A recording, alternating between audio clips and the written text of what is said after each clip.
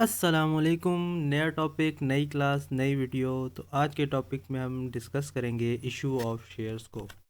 तो ये एक न्यू हमारी प्लेलिस्ट होगी।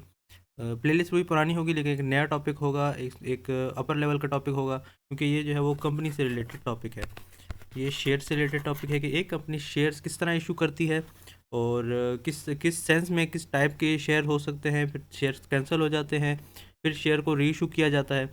तो एक कंपनी जो है वो किस तरह से इन सब चीज़ों से डील करती है और एक अकाउंटेंट किस तरह से इन सब चीज़ों को जनरल लेजर अकाउंट में मेंटेन करता है, रिकॉर्ड करता है। तो सबसे पहले हम जो है वो इसमें डिस्कस कर लेते हैं कि शेयर्स होते क्या हैं। तो जैसे कि हमें पता है कि फ़ाइनांस बिज़नेस के लिए जहाँ से हमें जो है वो फ़ाइनांस अरेंज करना होता है, उसके मेनली दो टाइप्स होते हैं। ऐसे तो बहुत ज़्यादा टाइप्स हैं, लेकिन मेनली इसकी दो टाइप्स होती हैं। एक होता है इन्वेस्टमेंट और एक होता है बॉन्ड्स इशू करना या शेयर्स इशू करना। तो ये तो इन्वेस्टमेंट जो है वो हमें जो है वो लमसम मिल जाती है, सम टाइम हाफ हाफ करके मिलती है, लेकिन एक आइडेंटिटी से, एक फिजिकल बंदे से मिलती है, या सम टाइम जो है वो किसी कंपनी टू कंपनी मिलती है। तो लेकिन हमारे पास जो शेयर्स होते हैं वो हमारी कंपनी के होते हैं, जो हम इशू करते हैं, तो उससे हमारे पास सिक्योरिटीज़ आती हैं। तो ये हमारे पास पैसा आता है, यानी उसको हम, हमारे पास कैपिटल आता है, उसको हम जो है आगे यूटिलाइज़ करते हैं। तो ये तो इस तरह से होता है कि हमारा जो कंपनी होती है ये अपने शेयर्स को इशू करती है जब इसे पैसों की ज़रूरत होती है। तो या एक नई कंपनी बन रही होती है, तो वो अपने शेयर इशू करती है ताकि वो अपने ऑपरेशन को विदाउट इन्वेस्टमेंट के अकॉर्डिंगली वो शेयर्स को जो है ना प्रेफर करती है। तो हम यहाँ पर देख लेते हैं कि अब कंपनी जो है वो मोस्टली यहाँ पे शेयर्स की टाइप भी है, लेकिन वो डिस्कस करूँगा नहीं। हमारा जो है मेन जो एम है वो हमारा रिकॉर्डिंग की तरफ होगा। तो डायरेक्ट जनरल पे जाएंगे इसको कि किस तरह रिकॉर्ड करेगा, किस तरह रिकॉर्ड किया जाएगा। ओके, तो एक कंपनी जो होती है वो बेसिकली शेयर इशू करती है। इस तरह से इशू नहीं करती कि वो सारे शेयर एक साथ मतलब सारे शेयर्स की जो पेमेंट है वो एक साथ ही रिसीव कर ले। इस तरह बिल्कुल नहीं होता। अगर फ़र्ज़ करो कि एक कंपनी ने 50,000 शेयर्स इशू करे हैं, तो वो क्या करेगी कि उस 50,000 शेयर्स को पहले उसकी प्राइस लगा लेगी कि यार इस 50,000 शेयर को हमने, एक शेयर की क्या प्राइस होगी। तो फॉर एग्जांपल एक शेयर की प्राइस होगी 10 रुपीज़, सही है। तो 10 रुपीज़ मल्टीप्लाई बाय 50,000, तो ये हमारे पास आ जाएंगे जी 5 लाख रुपीज़ के हमारे पास शेयर्स हो जाएंगे। हैं कि यार एक शेयर तो है जी 10 रुपए का है, सही है। अब कंपनी किस तरह से ये पेमेंट रिसीव करेगी। अब कंपनी ये नहीं करेगी कि वो अचानक से कहे भाई हाँ ले आओ 10 के 10 ले आओ, सही, इस तरह नहीं होगा। कंपनी क्या करेगी, कंपनी डिवाइड कर देगी, इस 10 रुपयों को डिवाइड कर देगी। किस तरह डिवाइड करेगी कि वो कहेगी कि भाई इस 10 रुपये में से जो है ना आप पहले इसकी एप्लीकेशन फ़ीस, 5 रुपये इसकी एप्लीकेशन फ़ीस जमा करा दें, सही है। और इसकी जो है वो आप 3 रुपये जो है आप इसकी अलॉटमेंट फ़ीस के टाइम पे जमा करा दें, सही है। और इसके बाद जो है इसकी जो है तकरीबन 1 रुपीज़ जो है वो आप फर्स्ट कॉल पे जमा करा दें, और 1 रुपीज़ जो है वो आप, और बकिया के 1 रुपीज़ जो है आप वो सेकंड एंड फाइनल कॉल पर जमा करा दें। तो इस तरह करके एक कंपनी जो है वो 10 रुपीज़ जो है वो रिसीव करती है अपने शेयर होल्डर्स से। तो इसका असल में ये फ़ायदा होता है कि ना तो कंपनी पे ज़्यादा बोझ पड़ता है, और ना ही जो है वो शेयर होल्डर पे भी ज़्यादा बोझ पड़ता है। उसको भी आहिस्ता आहिस्ता पेमेंट देनी होती है, और कंपनी भी आहिस्ता आहिस्ता पेमेंट को रिसीव करती रहती है। तो इस तरह से जो है वो एक कंपनी जो है वो शेयर्स की पेमेंट रिसीव करती है। अब अब कंपनी के पास जो है ये पैसे बिना मांगे नहीं आते। इस तरह की जो पहली फ़ीस है, जो एप्लीकेशन फ़ीस है, ये तो हम कंपनी के पास बिना मांगे आ जाती है। वो जो है एक शेयर इशू करती है, उसको जो है वो एप्लीकेशन फ़ीस मिल जाती है, सही है। तो फर्स्ट एप्लीकेशन फ़ीस जो है वो बिना मांगे आ जाती है, लेकिन बाकी जो allotment, first call, second call, third call, जितनी भी कॉल्स हैं, और फाइनल कॉल जो है उसमें आपको पहले मांगना पड़ता है। और जब आप मांगते हैं चीज़, इसका मतलब होता है कि आप उस चीज़ को ड्यू कर रहे हैं। ड्यू का ये मतलब है कि यार आपको आपको मिलने हैं, अकाउंट रिसीवेबल क्रिएट हो रहा होता है, सही है। इस तरह की अगर हमें एप्लीकेशन है, तो एप्लीकेशन अकाउंट हमें लमसम मिल गया, 5 रुपीज़ हैं, 5 मल्टीप्लाई बाय कितने शेयर हैं, 50,000 शेयर हैं, 5 मल्टीप्लाई बाय 50,000, तो 50,000 हमें तकरीबन इसको मल्टीप्लाई कर लें तो हमें इतने शेयर, हमें जो है ना इतनी पेमेंट हमें लमसम मिल गई। तो वो डायरेक्ट हमारे बैंक अकाउंट में कन्वर्ट होगी, फिर बैंक अकाउंट से हम उसको कन्वर्ट करेंगे शेयर कैपिटल अकाउंट में, सही है। और इसके बाद जो अलॉटमेंट है, जो अलॉटमेंट की फीस हम पहले उसको मांगेंगे, हम अपने शेयर होल्डर कहेंगे भाई अब आप जो है अपनी अलॉटमेंट की फीस जमा करा दें। फिर वो हम क्या करेंगे, उसको रिकॉर्ड करेंगे एज अ ड्यू, सही है। फिर उसके बाद उसको ड्यू के बाद उसकी अगली जो है ना एंट्री के अंदर जो है वो अलॉटमेंट की हम एंट्री को हम प्रॉपरली उसको रिकॉर्ड कर लेंगे। इसी तरह जो है फर्स्ट कॉल के साथ भी होगा कि पहले हम कॉल को ड्यू करेंगे, यानी कि पहले हम फर्स्ट कॉल मांगेंगे, फिर उसके बाद जो है हम उसको रिकॉर्ड करेंगे। तो मांगने की अलग एंट्री होती है, और रिकॉर्ड करने की, मतलब हमें जो मिल गई है उसकी अलग एंट्री होती है। रिसीव की अलग एंट्री होती है, और मांगने की अलग एंट्री होती है। इसी तरह फाइनल कॉल की भी होती है। तो अब हम इसकी जो है जनरल एंट्रीज देख लेते हैं कि इसकी जनरल एंट्रीज किस तरह होती है। लेकिन उससे पहले मैं जो हूँ ना एक क्वेश्चन यहाँ पर लिख देता हूँ, कि ताकि चीज़ें जो है वो और ज़्यादा क्लियर हो जाएं। तो क्वेश्चन हमारे पास क्या है जी, क्वेश्चन हमारे पास है कि हमें जो है वो 50,000 शेयर जो है वो इशू हुए हैं। तो ये 50,000 शेयर इशू हो गए हैं और एक शेयर का रेट क्या है जी? 50,000 शेयर का एक शेयर का रेट है जी 25 रुपये। तो 25 रुपये के 50,000 शेयर जो है वो इशू हुए हैं। कितने कितने से? एक एक शेयर का रेट जो है वो 25 रुपये है। सही है। तो अब यहाँ पर सबसे पहले तो जी हमें ये पता चलना चाहिए कि यार ये 25 रुपये कंपनी ने रिसीव किस तरह किए हैं। तो इसका मतलब है कि एप्लीकेशन फ़ीस कितनी है, हमारी अलॉटमेंट फ़ीस कितनी है, फर्स्ट कॉल फीस कितनी है और सेकंड कॉल या फाइनल कॉल फीस कितनी है। तो वो भी हमें क्वेश्चन में मेंशन होगा। तो यहाँ पर हमारे पास मेंशन है कि हमारे पास जो एप्लीकेशन जो हमारे पास फ़ीस है वो हमारे पास है 10 रुपीज़। और इसके बाद अलॉटमेंट फ़ीस जो है वो हमारे पास है 6 रुपीज़। और इसके बाद हमारे पास फर्स्ट कॉल आती है। तो फर्स्ट कॉल हमारे पास है 4 रुपीज़ और सेकंड एंड लास्ट कॉल हमारे पास है, सेकंड एंड फाइनल कॉल हमारे पास है 5 रुपीज़। तो अब जैसे कि मैंने बताया था कि हमें जो है एप्लीकेशन फ़ीस जो है वो एज़ इट इज़ हमें जो है पहले रिसीव हो जाती है। लेकिन हमें रिसीव होती है तो रिसीव जब होती है तो हमें ऑब्वियसली बैंक में होती है, क्योंकि कंपनी जो है वो ज़्यादातर काम जो है वो बैंक के साथ करता है। वो कैश में डीलिंग नहीं करता, वो बहुत कम कैश में डीलिंग करता है, लेकिन ज़्यादातर जो है वो बैंक के साथ डीलिंग करता है। तो यहाँ पर उसकी हम सिंपल जर्नल एंट्रीज पास कर लेते हैं। तो अब हम देख लेते हैं कि अच्छा, यहाँ पर एक चीज़ मैं क्लियर कर दूँ कि कंपनी जो है वो दो तरीके से शेयर इशू करती है। एक तो इशू ऑफ शेयर जो है वो दो तरीके से होता है। एक होता है पार वैल्यू पर, एक होता है पार वैल्यू पर, और दूसरा होता है आपका प्रीमियम पर। प्रीमियम, मैंने पार वैल्यू का आपको पहले बता दिया। प्रीमियम का ये होता है कि सम टाइम एक कंपनी होती है वो काफ़ी ज़्यादा उसकी गुडविल अच्छी होती है, तो वो क्या करती है कि वो इशू तो करती है शेयर 10 रुपीज़ पर मार्केट में, लेकिन उसके साथ कहती है यार 2 रुपये जो है ना वो मेरा प्रीमियम है। सही है, मतलब मेरी गुडविल की वैल्यू है। सही है, तो आप मुझे 10 रुपये तो पे करोगे, लेकिन उसके साथ 10 रुपये के साथ 2 रुपये और पे करोगे, या 2 रुपये या 3 रुपये या 5 रुपये, वट एवर। तो अब जिस तरह अब एक पार वैल्यू में मैंने आपको बताया कि सिंपल जो मार्केट वैल्यू, अगर एक शेयर इशू हो रहा है तो वो 10 रुपीज़ का होगा। तो ये अगर जितने भी शेयर इशू हो रहे हैं तो पर शेयर की वैल्यू क्या होगी? 10 रुपीज़। सही है।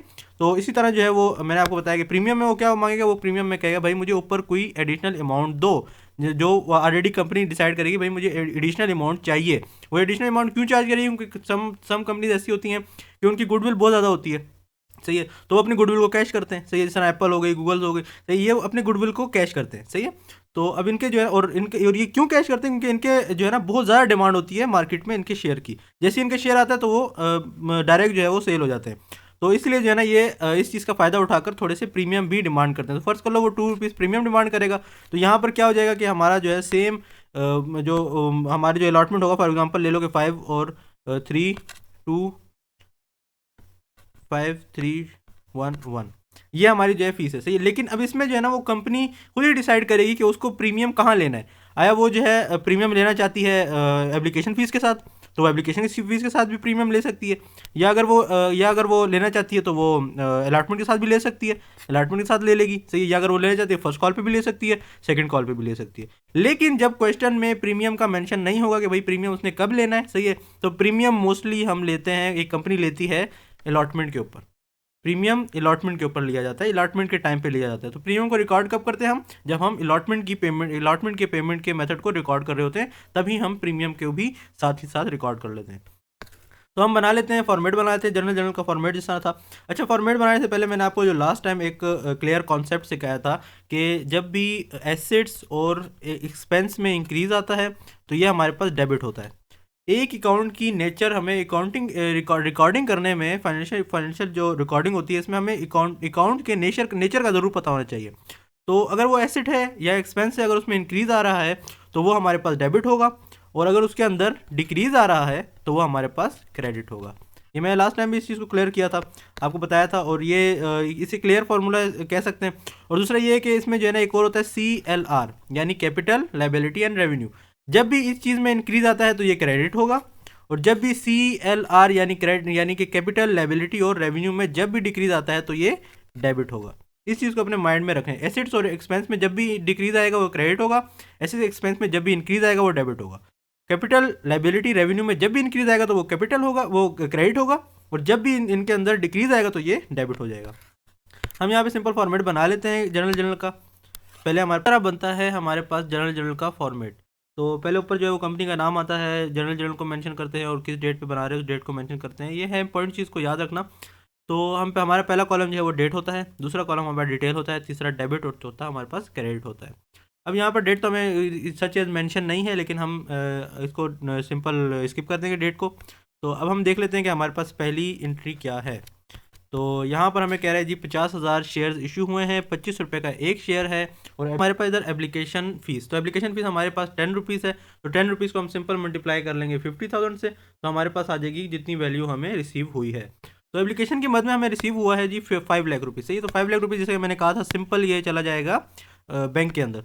डेट हमारे पास मेंशन नहीं है तो डेट को हम स्किप कर देंगे, और सबसे पहले हमारे पास आ जाएगा बैंक। तो बैंक हम लिख लेते हैं,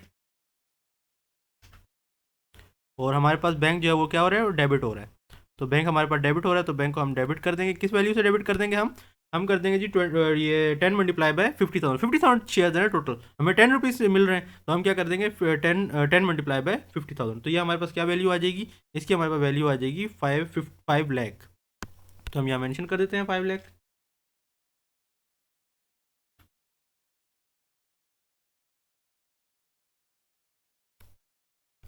इसी तरह क्रेडिट हमारे पास क्या होगा, क्रेडिट हमारे पास जो है वो एप्लीकेशन फ़ीस अकाउंट होगा, शेयर एप्लीकेशन फ़ीस।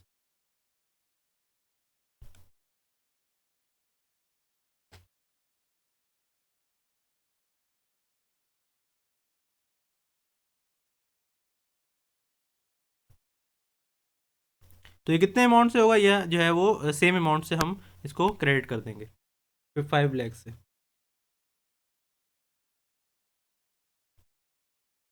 ये हमारी एंट्री हो गई। अब इसमें हम नीचे नरेशन लिख देंगे कि हमें क्या रिसीव हुआ है, हमें एप्लीकेशन फ़ीस रिसीव हुई है डायरेक्टली हमारे बैंक में। हम लिख देंगे एप्लीकेशन फ़ीस रिसीव्ड।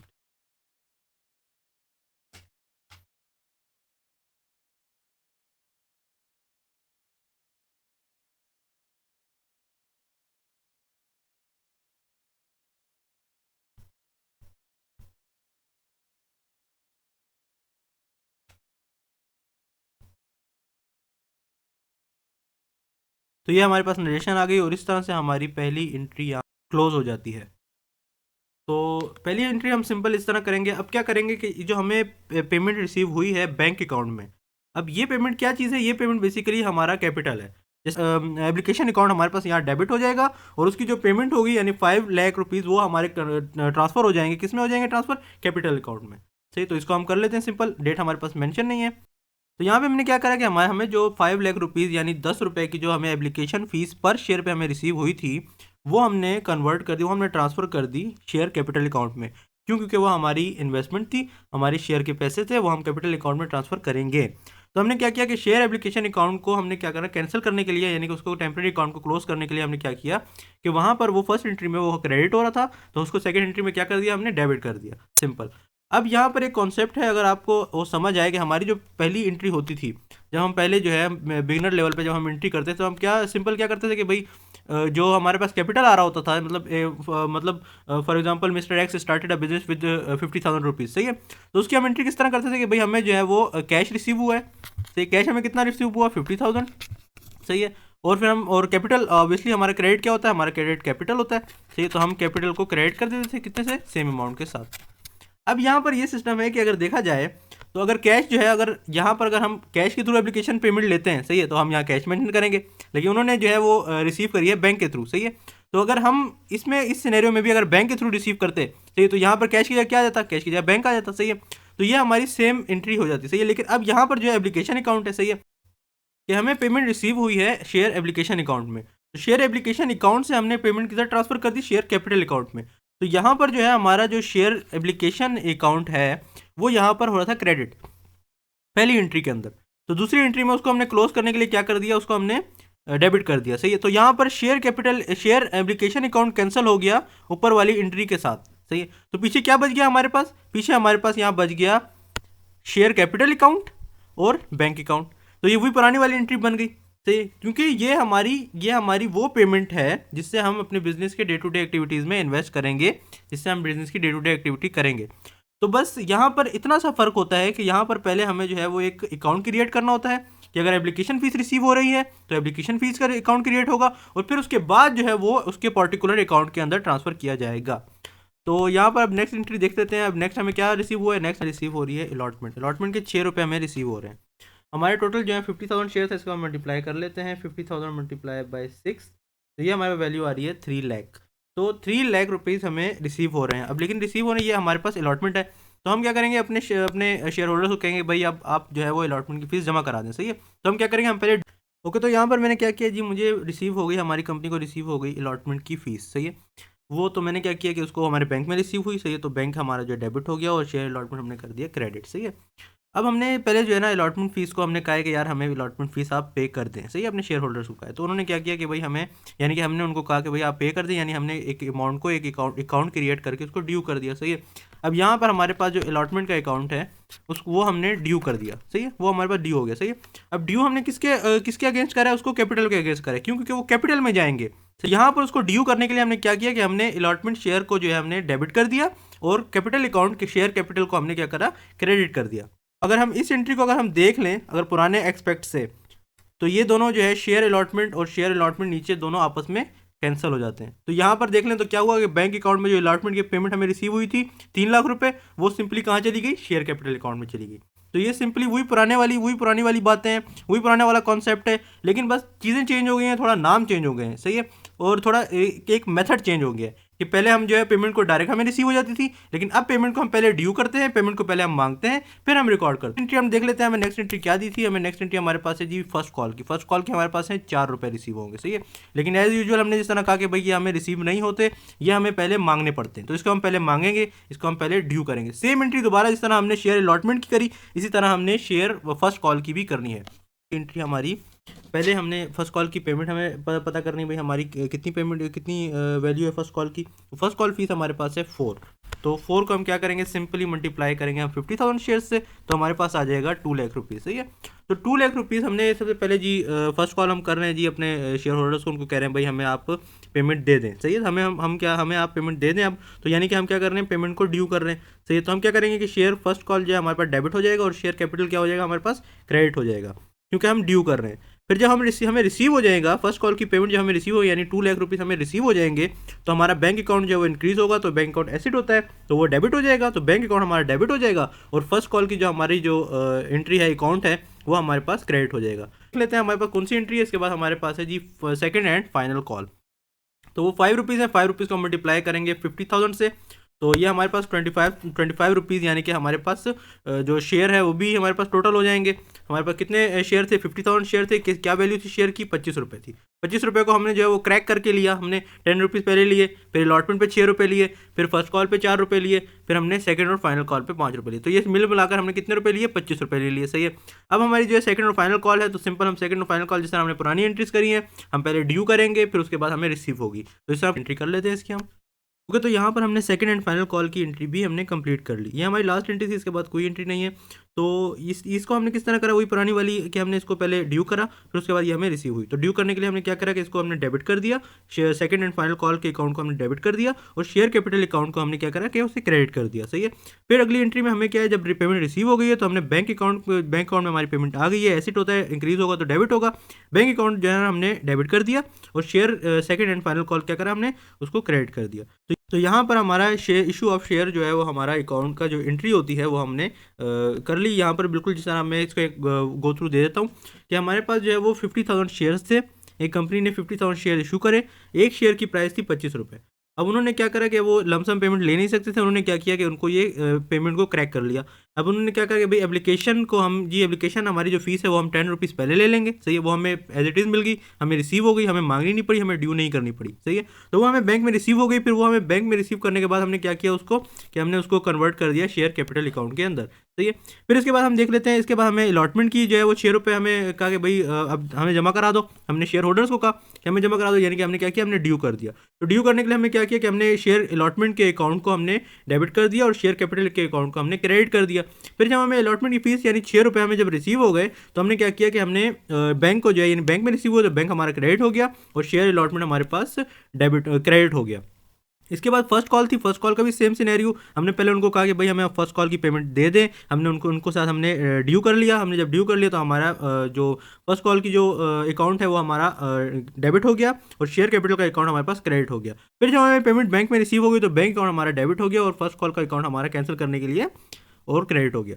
तो सेकंड और फाइनल कॉल की भी सेम एंट्री थी हमारी कि पहले हमने उनसे मांगा तो ये हमारे हमने ड्यू कर लिया। तो ड्यू के लिए हमने क्या किया, सिंपल इसको जो है हमने डेबिट कर लिया और शेयर कैपिटल के अकाउंट को उसके अगेंस्ट हमने क्रेडिट कर दिया। फिर उसके बाद हमने जो है ना बैंक में हमें जब पेमेंट रिसीव होगी तो हमने बैंक अकाउंट को डेबिट कर लिया और हमने शेयर सेकंड कॉल को हमने क्रेडिट कर लिया। तो ये जो है ना कुछ इस तरह से हम हमारी एंट्रीज होती हैं शेयर से रिलेटेड। एक क्वेश्चन मैं आपको दे देता हूँ ताकि ये है कि आपको जो है ना ये क्वेश्चन और ज़्यादा डेट क्लियर हो जाए। क्वेश्चन नंबर 2 आपको मैं दे देता हूँ। क्वेश्चन नंबर 2 में ये है कि भाई 1 लाख जो है वो शेयर इशू करे हैं, कंपनी ने 1 लाख शेयर इशू करे हैं और उसकी जो प्राइस है, एक शेयर की प्राइस जो है वो है 10 रुपीज़।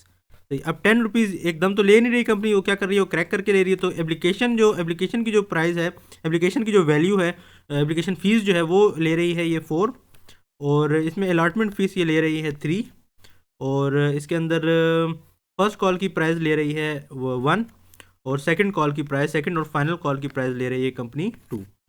तो ये हमारे पास क्या हो गया, ये हमारे पास 10 रुपीज़ पूरे हो गए। इसमें 4 3 7 + 3 हमारे पास 10 रुपीज़ हमारे पूरे हो गए। तो कंपनी जो है वो 1 लाख शेयर इशू कर रही है और एक शेयर की प्राइस जो है वो 10 रुपये है। इससे अगर आपको ये टॉपिक अच्छे से आता होगा तो आगे के सारे टॉपिक आपके लिए बहुत ईजी हैं। तो इंशाल्लाह अगले टॉपिक में हम क्या डिस्कस करेंगे, अगले टॉपिक में हम डिस्कस करेंगे फॉर फ्यूचर शेयर को और री इशू ऑफ शेयर को।